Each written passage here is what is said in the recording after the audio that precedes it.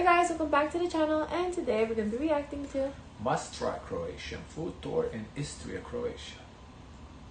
Open road here in Croatia. Today begin our Croatian road trip. And alongside me on this adventure is our local connection, our local plug. This is Goran. We'll hear a lot more from him later. Y también con su novia, Tatiana, de Medellín, Colombia. La fiera querida. And also connections. No idea. But he does this for a living, so I'm sure maybe his like subscribers or something. Oh. We'll have Tyler along. Because we notice that a lot, like when people travel, their subscribers like come and meet up with sometimes. With us on this trip, he gets in a couple days. But first, we're heading down to Istria. Istria, correct? Istria. I always add Istria in Croatia. We're heading to the southwest coast of Istria, and the first stop is Pula. We have about a 3-hour drive from Zagreb to get there. I'm not going to bore you with all the details of this gorgeous, gorgeous road, but I will show you a little bit from the sky, and then let's get to Pula. Listen, there's a lot I want to show you. This? Yeah. A little from the sky, and then I don't know. Like it seems like a drone footage, but like what he's driving in the car and like what he's pulled on the side of the road, maybe I don't know. Incredible region of Croatia. So I better move things along quickly.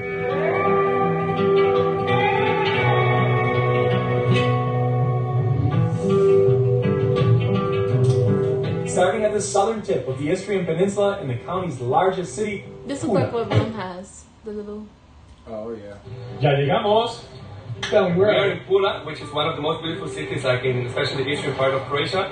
And now we will see here the biggest Colosseum in the world, which is still in perfect shape, something Rome doesn't even have. So it's the first time for me, so I'm really looking forward to it. Look at this, a natural. Vamos. The best kept, best maintained Roman Colosseum in the entire world, yeah? And it's larger than the Roman Colosseum in Rome, correct? Yeah, that's what I heard in red. That's what we heard in red. So it's gotta be true. It should be. Okay.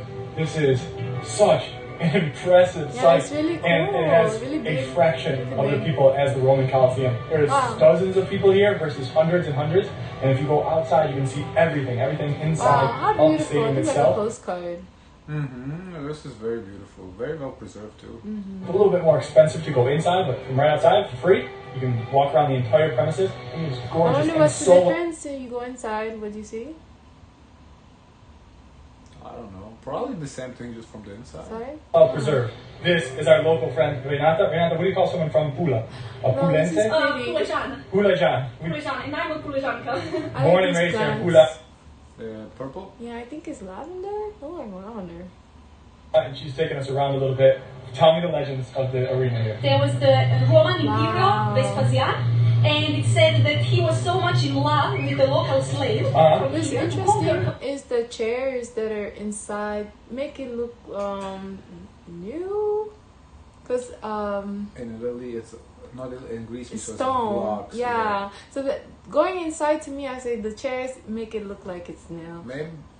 Go ahead. But I like how outside you could see like the history of it. It's very beautiful. For events, if they do hold events there, I guess it's a little more practical with the nicer cushions and all than the straight up rocks, but he built the arena for the gladiators. You would be impressed if a man built you a Coliseum. Of course. With Renata, we get a really interesting viewpoint of the city. She tells us that Pula has always been a major chess piece in controlling this region. While the city's population is only around 50,000 people, it was a significant Roman port under Julius Caesar and for all the empires that followed, including the Franks, Venetians, Austrians, and so on. Pula has a long tradition of winemaking, shipbuilding, and fishing. And speaking of, cue lunch. Renata, tell me everything. We are in a local restaurant. The name is Veritas, Wine and Bar. Eric is having his branzine. This is the most popular, actually, fish here in our area. This is Swiss chard, right? The way they cut the fish is so nice. That's like an art. They fillet. I've seen it done before. They fillet it so well, and they take out like the spine out in one piece. It's so nice. Alright, dive into this. If you ever are in the area, you have to come to Renata's painting class. Oh, thank you so much. It's a watercolor workshop on the beach. You have to come. Check it out. We don't have time. We have to keep moving, but look at this. I just did this when we were waiting. But in the meantime, let's dive in to this branzino. Give it a little taste test here. Look at that beautiful white fish. Yeah, that's so good. Oh my gosh. The fish itself, crazy light, but with the garlic and the olive oil, that adds a serious punch to it. Branzino is expensive fish here. That's the type of fish? Yeah, Oh, it's expensive fish. I definitely must be, because I never heard of it before. With this incredibly fresh local sea bass, dunk it in this olive oil. That's good. Now, while the history buff inside me would love to stay and explore Pula all day, as I mentioned, we got a lot of ground to cover in this area. So we share a quick, ridiculously tasty gelato with Renata, and then press on to our next destination. Oh, Before this melts, I just want to say thank you. I really love Pula. If you guys have a chance, come here. I hope you come again to visit us. We'll be back. In the meantime, we're gonna eat this.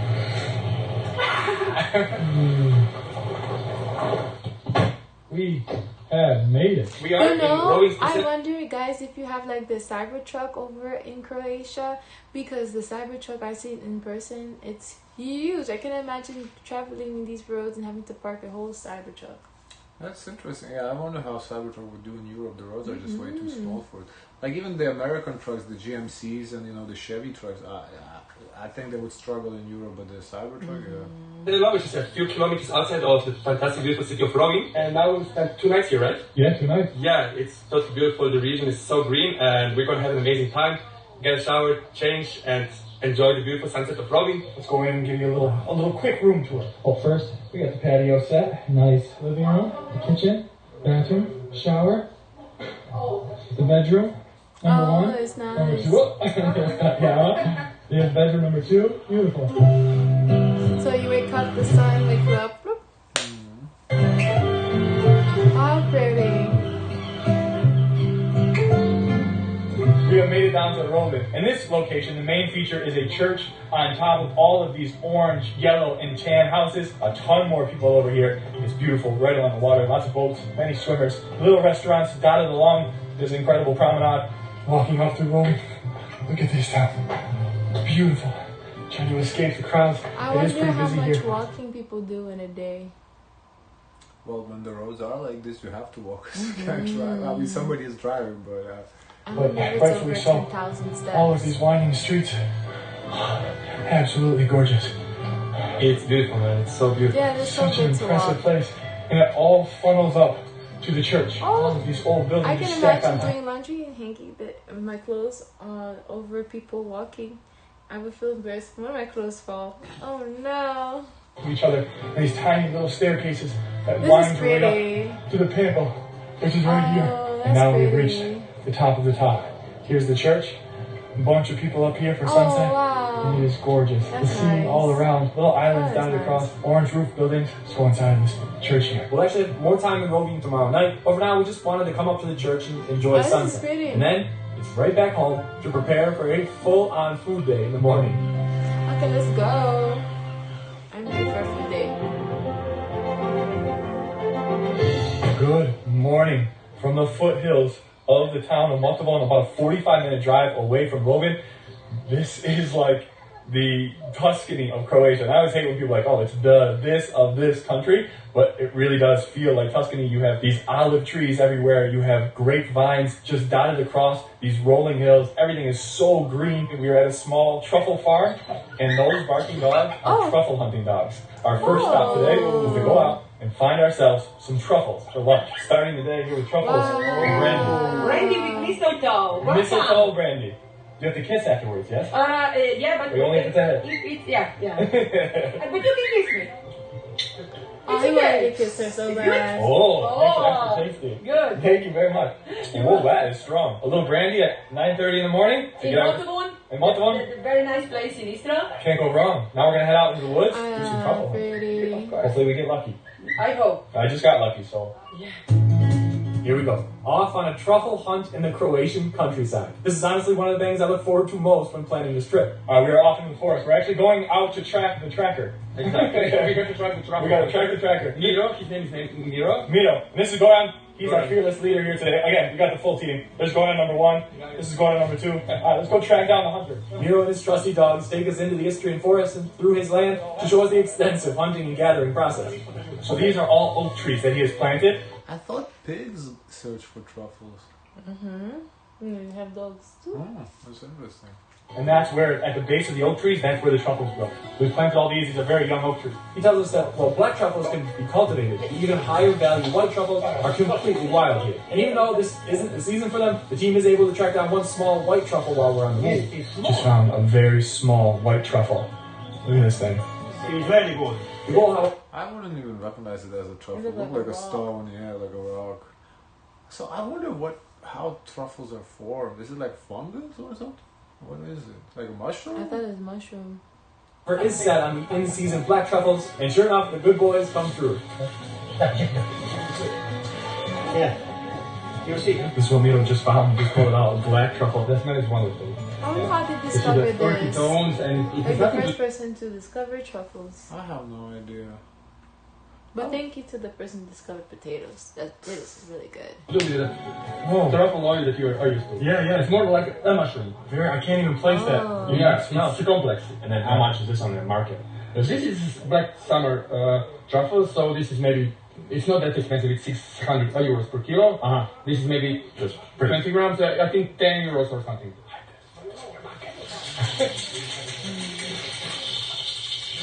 Okay, great. The dueña, the owner of the house, just made truffled eggs for us to try before we move on, with tons of olive oil, tons of butter, tons of truffles. I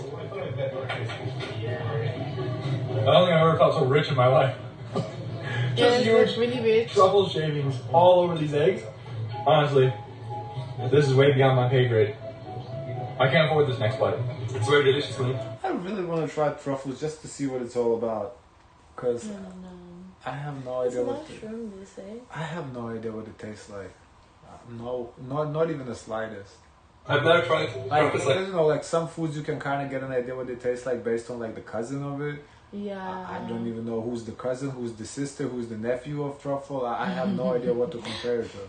I imagine it to be like more intense, the taste. Yeah. But everybody was talking like so intense. It's very delicious. It's like not saturated. I like it. We got black truffles with cream. We have truffle cheese, truffle salami with local ox. We got black truffle spread, white truffle spread, and is this Malaysia wine?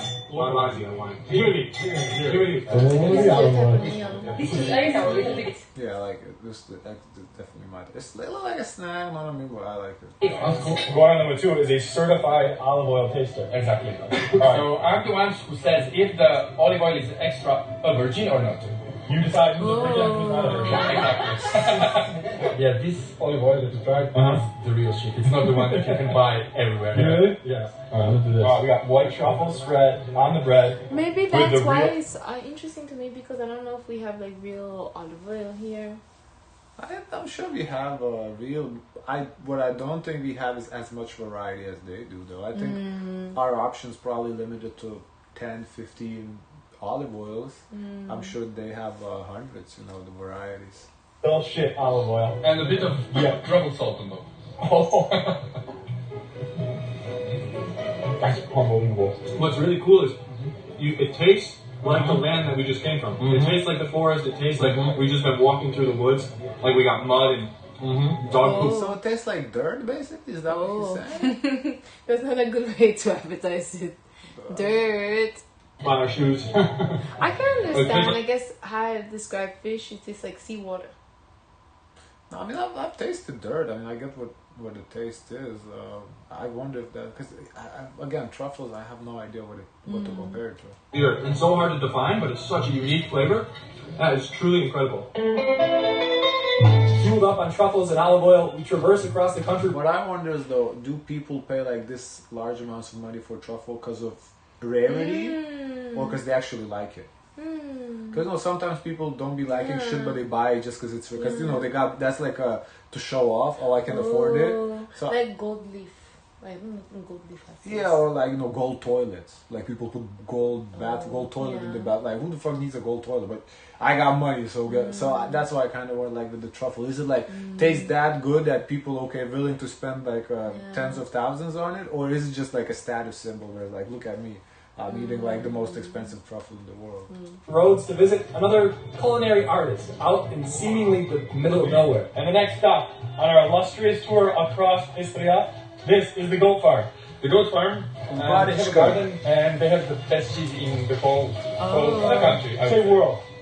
Yeah. You told me off camera that the French are terrible. And this is Aleš. Aleš is the owner, the proprietor, the goat man, the goat father. On the surface, it looks like Aleš is running a pretty modest little farm with an eccentric love for goats. That is until you get inside and see how serious he is about the operation. Whoa! Look at this. Oh my god. This is a whole secret hideaway of cheese. It's at this moment that I completely black out on goat cheese, while Aleš proceeds to just absolutely bury me in bold flavors. Wow. Wow. Wow.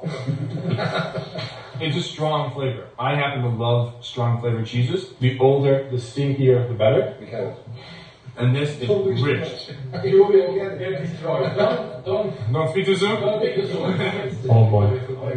Wait, what? This is bread? It's 4 years. 4 years? Oh! Okay. Oh no! That does not look. No! That does not look appetizing. No! What? No, the previous cheese look good. This cheese look This like. cheese, throw it out. Yeah. I go throw it This out. one here was closed Whoa! in clay for 2 years without oxygen. Whoa! This is crazy. Whoa!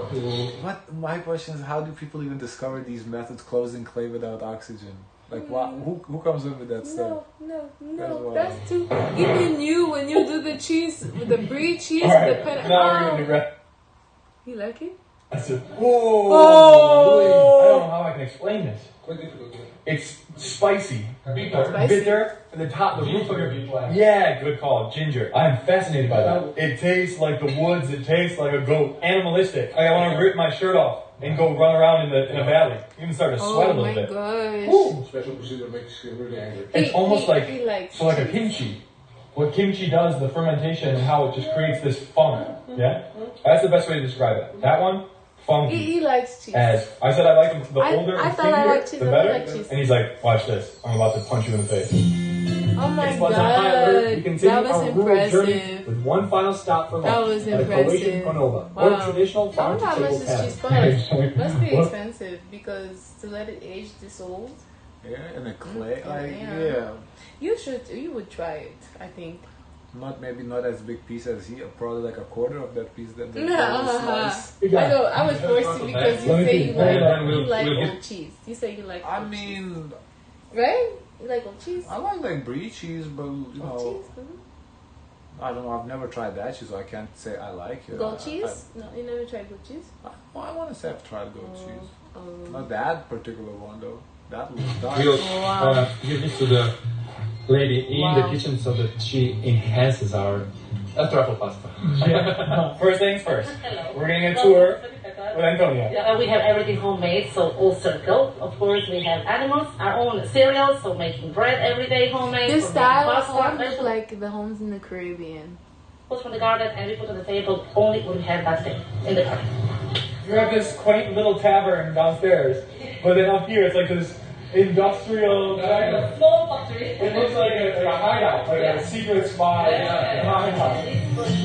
Oh, what? Take a moment to see a full process of direct. This is about as farm to table as it gets. And everything is This is your food again. we have prosciutto, dry gorgonzola, pork neck, homemade salami, sausages. Yeah. This looks the most interesting. Charcuterie. Homemade sausages. I guess kind of shows culture, too similar culture to mine. Culturally, that's what we kind of eat. That's why you say it's my food, but it kind of is. Yeah. We like these little like, because when you have guests come over, you kind of do like a little sample. You slice some bread, you slice some like vegetables, cheese, meat. So we kind of do like a charcuterie board. So yeah. With onion relish on top and a garlic cream all over the top of this lightly Wow. toasted bread. Wow. Antonia, Yummy. you're a magician. You watched the last pizza episode, you know that not everybody's a big fan of prosciutto, but when done right,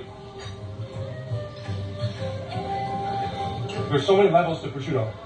A lot of times you get it out of a grocery store or something or a restaurant, and it's very chewy and stringy. Chewy and plastic. Plastic. This one is so humid, like it melts in your mouth. Juicy. Yeah. It all comes down to the mold. The mold is where it's at. Alright, we have 3 different types of pasta. the first For one me, I think first. for us, in my culture, we would have like pasta as like appetizer. And then we have to wait for another food. For us, pasta is not really like a meal. It's like, not a meal, but it's a no. Overall, like it's not like something we eat. Like if you think of traditional dishes, pasta is not. However, ravioli like this is. We do have that. Like the dumpling, maybe it's not ravioli, but a dumpling.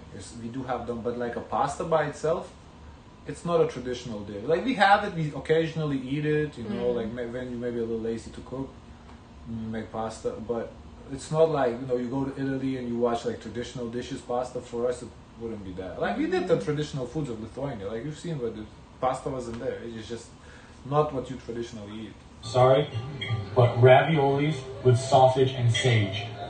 Oh. I say, oh my god. And this other one with cheese and topped with shredded truffle. This is the result. You can tell they're homemade. Absolutely perfect. And the third pasta, prosciutto, arugula. And what's this type of pasta? Yucanti, we call it. Like a very thin, long gnocchi. Wow. One terrible / great thing about Croatia is at the end of every meal, they serve you a shot. It's terrible and it's wonderful. I like the shot glass too.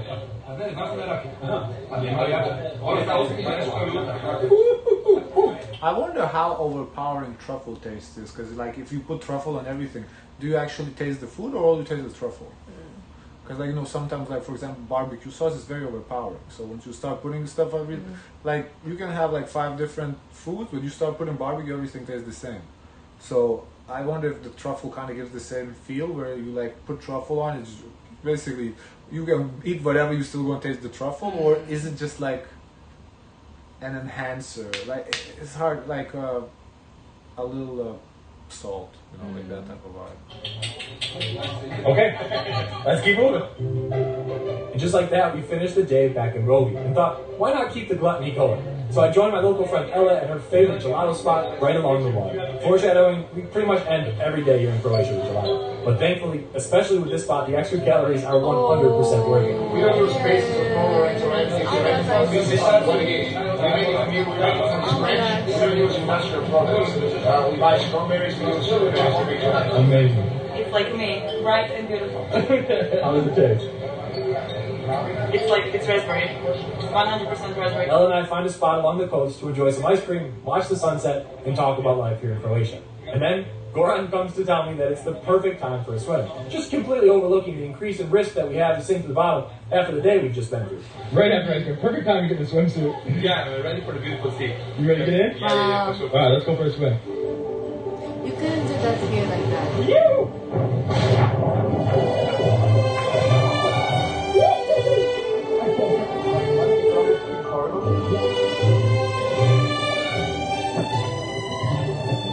And just like that, as the sun is setting here over Rovinj, after a full-on day, this is where I'm going to say goodbye for this episode. In the middle of the Adriatic Sea, Goran is here.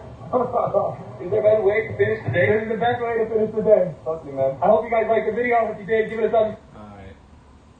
Guys, of course, let us know your thoughts. If you could like, comment, and subscribe. Join the Discord. And as always, share as much kindness as possible.